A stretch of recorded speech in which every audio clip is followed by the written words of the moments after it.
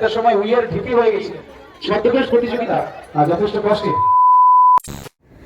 তো নমস্কার বন্ধুরা, কেমন আছো তোমরা সবাই? আশা করছি সবাই খুব ভালো আছো আর আমরাও খুব ভালো আছি। তো আমি যাচ্ছি সেই কাকিমার বাড়ি, কারণ কাকিমাদের ওইখানে আছে আজকে পুজো। আর কাকিমাদের বাড়িটাও চারিদিকটা ঘুরে দেখাবো, কারণ কাকিমাকে আমি আগের দিন পারমিশন নিয়ে রেখেছি কাকিমায়ের কাছে যে আপনার বাড়িটা আমি দেখাবো ঘুরে চারিদিক, কারণ কি কাকিমায়ের বাড়িতে অনেক কিছু রয়েছে, সেই জন্য কাকিমা বলেছে কোনো অসুবিধা নেই, দেখাতেই পারো। সেও দেখাবো আর তোমাদের সঙ্গেও শেয়ার করব।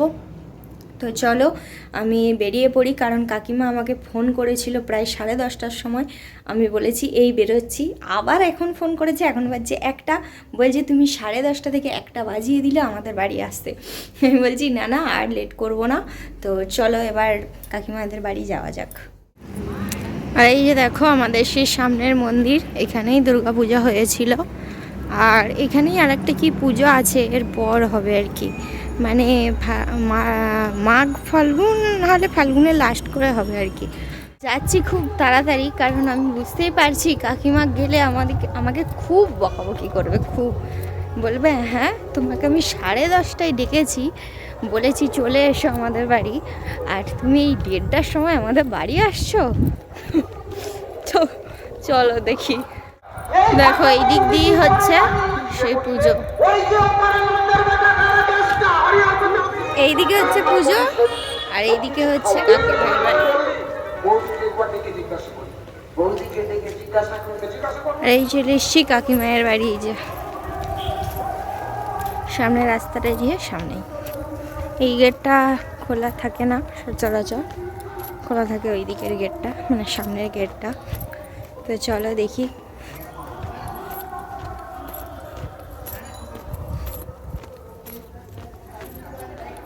এই যে কাকিমায়ের বাড়ি, আর এই যে বসে আছেন সুন্দরী।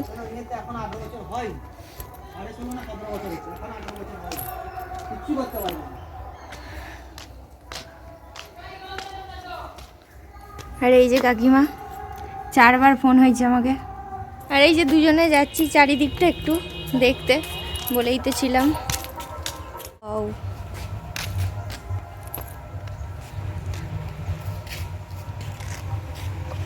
তো ফুল গাছ। আর হচ্ছে কাকিমায়ের মানে কাকুর দাদার বাড়ি, আর হচ্ছে তুলসী মঞ্চ।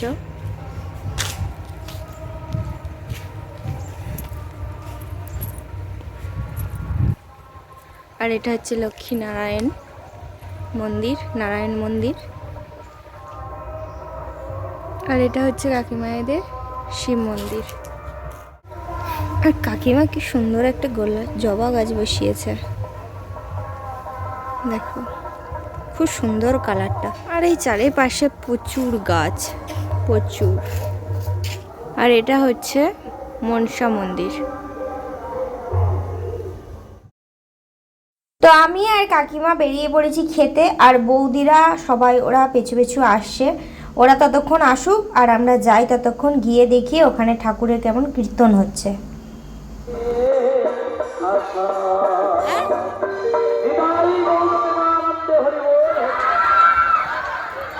বাবা কে কে বলেছেন বুড়ি মরল?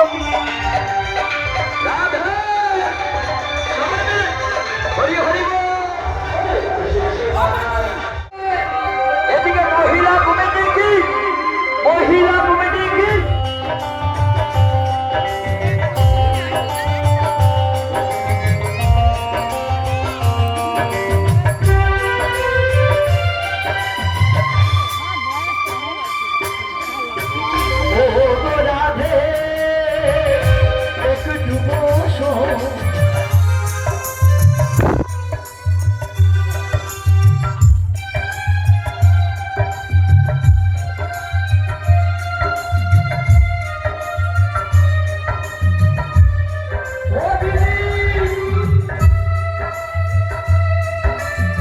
আর এখানে আমরা সবাই খেতে বসে পড়েছি।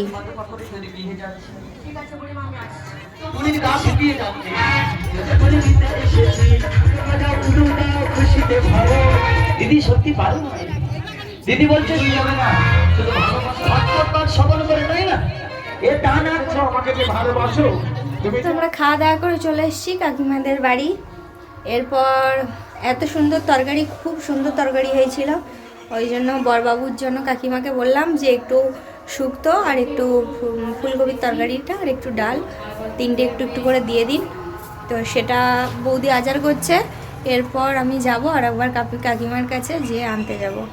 দেখো ওনারা কত কি খাবার দিয়েছে, ভাত, শুক্তো, ফুলকপি, কুমড়োর তরকারি, বাকি আছে ডালটা, কারণ ওরা ডালটা দিতে ভুলে গেছে, ডাল আর চাটনি। সেটা কাকিমা বলেছে যে ওখানে আর নিতে হবে না, আমার কাছ থেকে একটু নিয়ে চলে যাবে, যেটা জামাই রাত্রে খাবার জন্য হয়ে যাবে।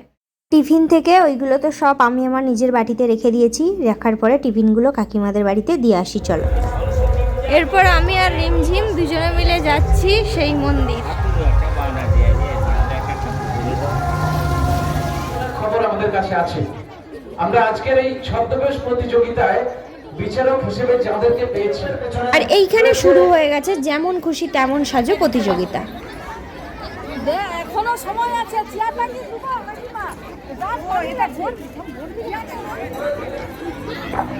আমরা বাল্মীকি মুনির নাম জানি। আসলে বাল্মীকি যে এক সময় দস্যু ছিলেন, তপস্যা বলে বাল্মীকি হয়েছিলেন, এবং তপস্যা করতে করতে একটা সময় উইয়ের ঢিপি হয়ে গেছিলেন। সেই উইয়ের ঢিপি অবস্থায় দস্যু রত্নাকরকে আমরা আজকের এই ছদ্মবেশ প্রতিযোগিতায় একজন যিনি সেজেছেন এরকম রূপ, তাকে আমরা দেখতে পাচ্ছি। অত্যন্ত কঠিন এটি, এই শীতের গধূলি বেলায় এভাবে মাটি মেখে বসে থাকাটা যথেষ্ট কষ্টের। হবেন, দেখি বাল্মীকি হতে পারে কিনা।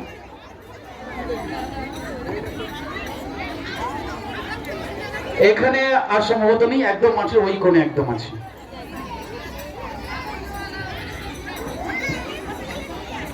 প্রতিযোগিনী খবর জানি, যদি এর বাইরে হ্যালো, আচ্ছা, মাঠের মধ্যে আমরা আর একটি গ্রুপ প্রতিযোগীকে দেখতে পাচ্ছি। আচ্ছা, অনেকেই জানেন আজকে অযোধ্যা রাম জন্মভূমির দ্বারোদ্ঘাটন।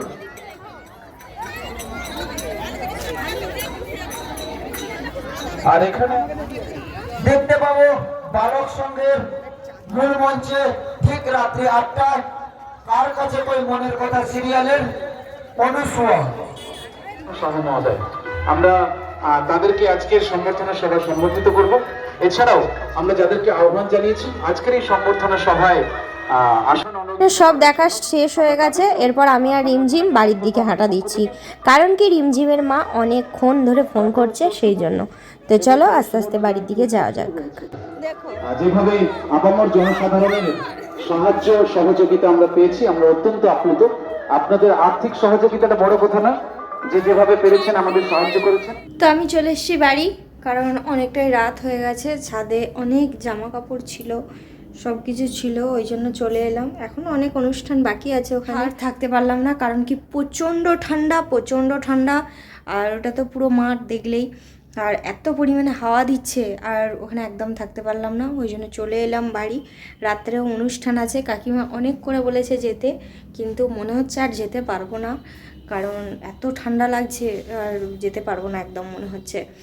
তো তোমরা তো দেখলেই যে কি সুন্দর ছোট ছোট বাচ্চারা কি সুন্দর গোয়া জিলাই করলো, আর তার জন্য ওনাদের পুরস্কারও করা হবে ওইখান থেকে, মানে first second third fourth fifth জন পর্যন্ত প্রাইজ মানে পাবে ঠিকঠাক, আর সবাইকে সান্ত্বনা পুরস্কার দেওয়া হবে।